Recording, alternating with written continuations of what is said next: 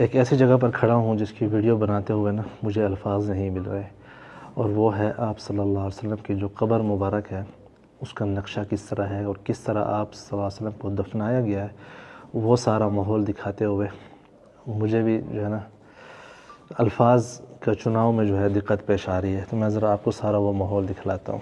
यहाँ पर आप सबसे पहले वो मॉडल देख रहे हैं जो कि असल हालत में था।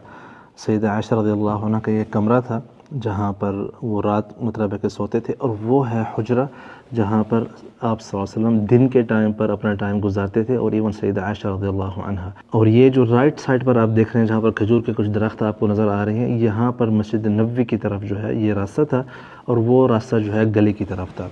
फिर जब आप सल्लल्लाहु अलैहि वसल्लम की विसाल हुई, इसी बिस्तर पर जैसे कि आप देख सकते हैं वहाँ पर लगा हुआ है, उसी ही जगह पर आप सल्लल्लाहु अलैहि वसल्लम की जो है कब्र शरीफ जो है वो रोज़ा मुबारक बनाया गया।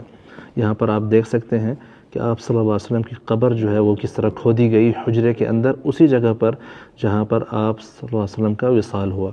फिर उसके बाद यहाँ पर आप देख सकते हैं जब कब्र और तदफीन मुकम्मल हो गई तो कुछ इस तरह का जो है हुजरा मंज़र पेश करता था। आप सल्लल्लाहु अलैहि वसल्लम की कब्र मुबारक थी, और ये जो आपका जो बेड मुबारक था वो भी वैसे ही मौजूद है, और यहाँ पर ये जो है कमरे की कंडीशन आपको नज़र आ रही है। फिर उसके बाद आखिर में जो इस वक्त कंडीशन है आप सल्लल्लाहु अलैहि वसल्लम की हुजरे मुबारक की, वो इस तरह है। जब सैयदना उमर इब्न ख़त्ताब रज़ियल्लाहु अन्हु और सैयदना अबू बकर सिद्दीक़ रज़ियल्लाहु अन्हु की तदफीन हुई आप सल्लल्लाहु अलैहि वसल्लम के साथ, तो वो आपका सर मुबारक सबसे लेफ़्ट पर आप देख सकते हैं।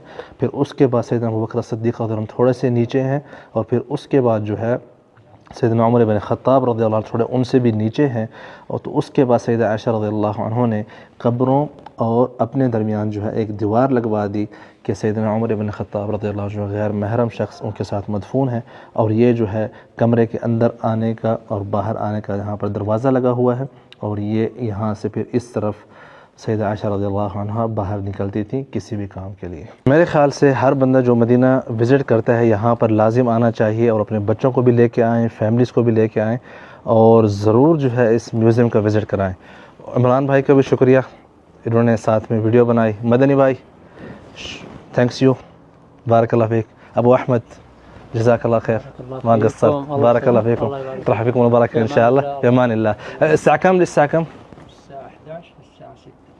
11 बजे सुबह से लेकर 6 बजे तक जो है खुला हुआ है। यहाँ पर कुछ आपको सीरत के हवाले से किताबें भी मिलती हैं, और कुछ जो आप सल्लल्लाहु अलैहि वसल्लम के ज़माने की चीज़ें जो इस्तेमाल होती थी वैसी बनाई गई हैं वो भी आपको यहाँ से मिलेंगी। म्यूज़ियम का नाम है दारुल मदीना। मैंने 3